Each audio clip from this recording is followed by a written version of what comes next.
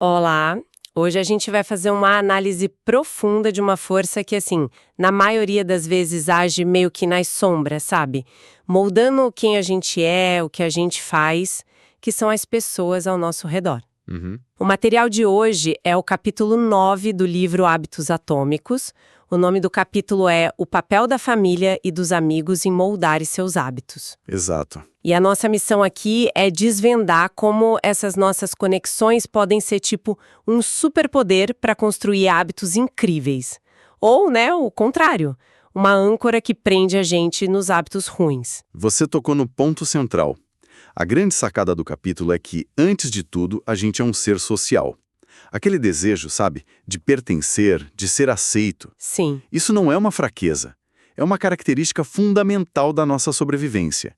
E é justamente essa necessidade de se encaixar que o autor usa para explicar por que alguns hábitos colam e outros não. e para deixar isso bem claro desde o começo, o capítulo abre com uma história que, nossa, parece roteiro de filme.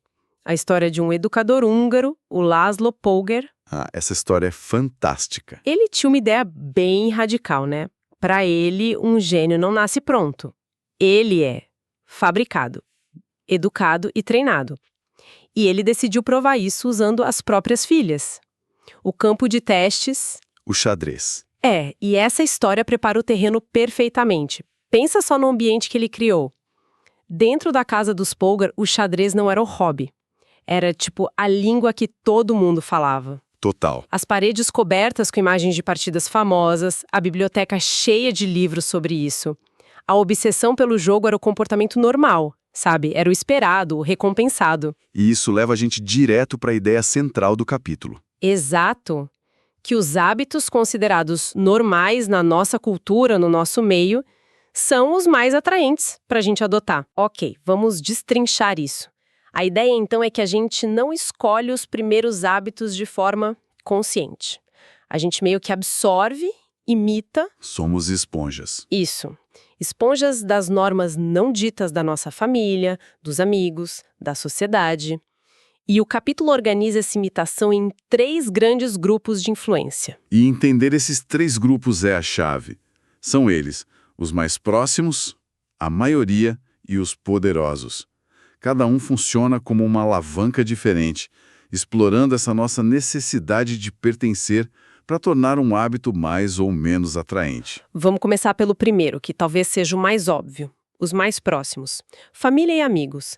A proximidade, tanto física quanto emocional, tem um efeito, nossa, gigantesco. Uhum. A gente copia muitas vezes sem nem perceber o jeito que nossos pais lidam com uma discussão, o jeito que nossos amigos gastam dinheiro, ou, sei lá, o jeito que os colegas de trabalho resolvem um problema. E o fascinante é que isso não é só uma impressão, sabe? Existem dados concretos. O capítulo cita um estudo gigantesco que acompanhou 12 mil pessoas por mais de 30 anos. Nossa! A conclusão foi que a chance de uma pessoa se tornar obesa aumentava em 57% se ela tivesse um amigo que se tornasse obeso. 57%. É um contágio social, então. Exatamente. E funciona para o bem também. Outro estudo mostrou que, quando um dos parceiros no relacionamento perdia peso, o outro tendia a emagrecer junto em tipo 1/3 dos casos. É uma pressão invisível, quase uma força da gravidade social. E como você disse, não é só para coisa ruim. O autor traz o caso do astronauta Mike Massimino. Sei. No curso de robótica dele no MIT, a turma tinha só 10 pessoas. Dessas 10, 4 viraram astronautas. 4 de 10? Pensa nisso. Naquele ambiente, o sonho que parece absurdo de ir para o espaço virou uma meta de carreira. Plausível, normal. Exatamente. O seu grupo de referência define o que é normal. Se todo mundo ao seu redor fala sobre maratona, treinar para uma maratona parece normal. E essa ideia do ambiente é a base para a estratégia mais poderosa que o autor apresenta. Que é? Se você quer construir um hábito, mergulhe numa cultura onde esse hábito já é o padrão. A sua força de vontade sozinha tem um limite, mas a força da comunidade, essa é muito mais duradoura. Entendi. A influência das pessoas próximas é imensa. Mas e a pressão da multidão? Daquelas pessoas que a gente nem conhece direito. Aquela vontade de simplesmente fazer o que todo mundo está fazendo. O livro fala disso, né? Com certeza. E esse é o segundo grupo de influência, a maioria. E aqui a gente entra no território da conformidade. O capítulo relembra os famosos experimentos de Solomon Asch, lá dos anos 50. Ah, eu lembro de ter lido sobre isso. Era uma pessoa numa sala com um grupo de atores, né? Isso.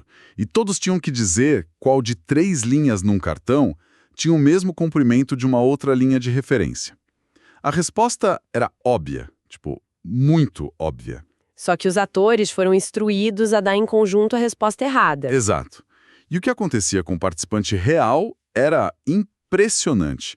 No começo ele ficava confuso, olhava para os outros, ria de nervoso, mas conforme os atores insistiam na resposta errada, a pressão para se conformar se tornava quase insuportável. A pessoa começava a duvidar do que os próprios olhos estavam vendo. Completamente. Mais curta e diziam que era a mais longa só porque os outros diziam? Sim. É difícil de acreditar, mas a pressão social pode anular o que a gente vê. E anulava. No final dos experimentos, quase 75% dos participantes concordaram com a resposta errada do grupo pelo menos uma vez. 75%? E a lição disso é brutal. Na maioria das vezes, a gente prefere estar errado com a multidão do que estar certo sozinho. O desejo de ser aceito pela tribo é mais forte do que o desejo de estar correto. Nossa, que primitivo. É muito primitivo. O comportamento normal do grupo, mesmo que seja ilógico, geralmente vence o comportamento racional do indivíduo. E o livro leva isso a um nível ainda mais básico, falando até de chimpanzés. O exemplo do chimpanzé é ótimo. Conta a história de um chimpanzé que aprendeu um jeito super eficiente de quebrar nozes. Quando ele foi movido para um novo grupo, onde os outros usavam um método bem pior, ele simplesmente abandonou a técnica superior dele Só para se encaixar. só para copiar os outros. É o exemplo perfeito. Mostra que essa pressão para se conformar é um instinto profundo. Agora, vamos trazer isso para os nossos hábitos. Quando mudar um hábito significa ir contra a correnteza do seu grupo... Fica quase impossível. Exato.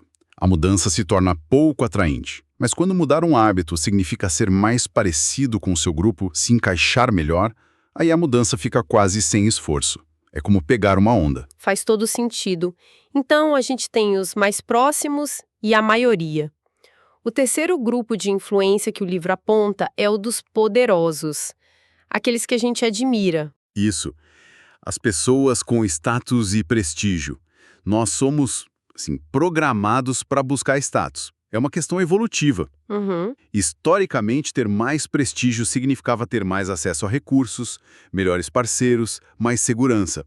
Então a gente está sempre de olho no que as pessoas bem-sucedidas estão fazendo e a gente imita. Então é por isso que as pessoas copiam a rotina matinal de um CEO famoso ou a dieta de um atleta de elite. A gente não está só copiando o hábito. A gente está tentando copiar um pedacinho do sucesso daquela pessoa. Exatamente. A gente imita as estratégias de marketing das empresas líderes, o estilo de se vestir do chefe que a gente admira. Os livros que as pessoas influentes recomendam. Perfeito. Se um comportamento tem o potencial de nos trazer respeito, aprovação ou admiração, a gente acha aquilo atraente. E o inverso também é verdade. A gente evita comportamentos que possam diminuir nosso status. O livro dá um exemplo que parece bobo, mas é perfeito. Cortar a grama. Ah, sim. A maioria das pessoas não corta a grama porque ama jardinagem.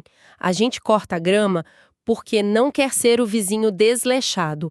É o medo de perder status ali na comunidade do bairro. Estamos o tempo todo nos calibrando socialmente com a pergunta: o que os outros vão pensar de mim? E se a gente voltar para a história das irmãs Polgar, a gente vê os 3 grupos em ação. Verdade. O grupo dos próximos era a família, que vivia e respirava xadrez. A maioria, no micromundo delas, era a comunidade de xadrez onde o esforço delas era validado.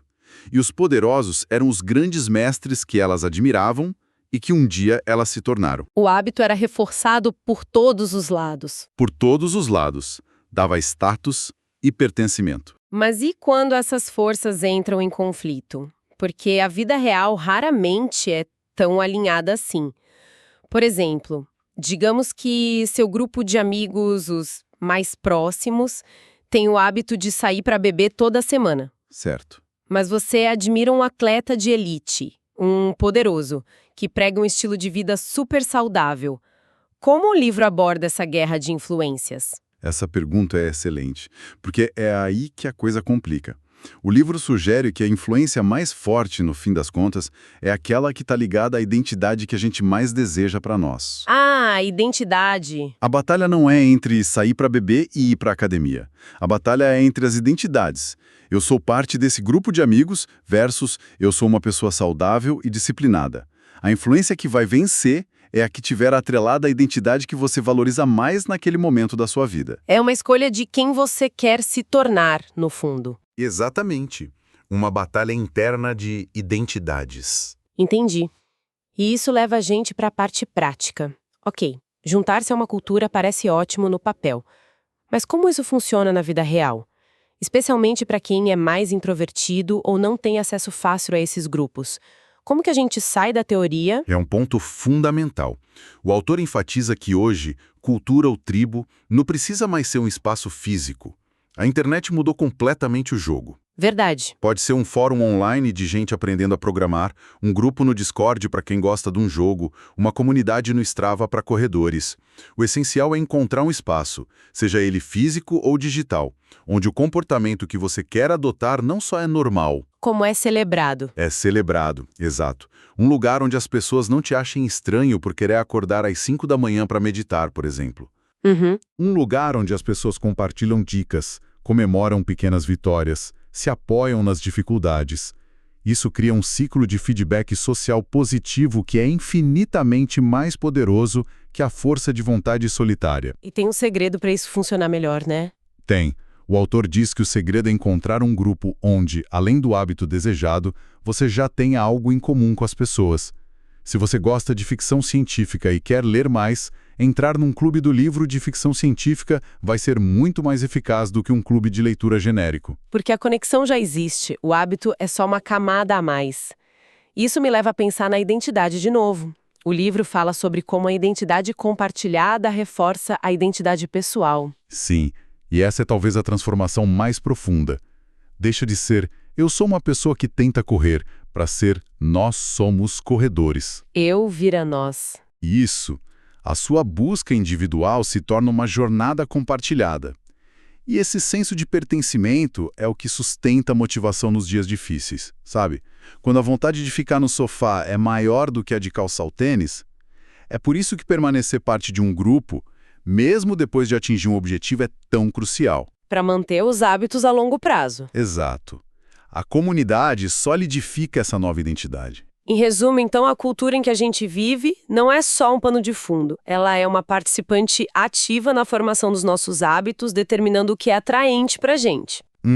A gente imita as pessoas próximas, se conforma com a maioria e busca a aprovação dos poderosos. A grande lição é essa, que nosso ambiente social é um motor invisível que guia nosso comportamento. Tentar construir um hábito melhor, sozinho, lutando contra um ambiente que não ajuda, é como remar contra uma correnteza forte. É exaustivo e geralmente não funciona. Pois é, a estratégia mais inteligente não é ter mais força de vontade, é escolher uma correnteza diferente, é se cercar das pessoas certas, se juntar à tribo certa e deixar que a força do grupo te leve na direção que você quer ir. E isso deixa uma reflexão bem poderosa para quem está nos ouvindo. Deixa, sim, uma pergunta que vale a pena se fazer com honestidade. Quais são as regras não ditas e os comportamentos padrão da sua tribo atual? Seja na família, no trabalho, entre os amigos. E a pergunta mais importante. Exato. Essas regras estão te empurrando na direção da pessoa que você deseja se tornar, ou te mantendo preso a uma versão sua que você talvez queira deixar para trás.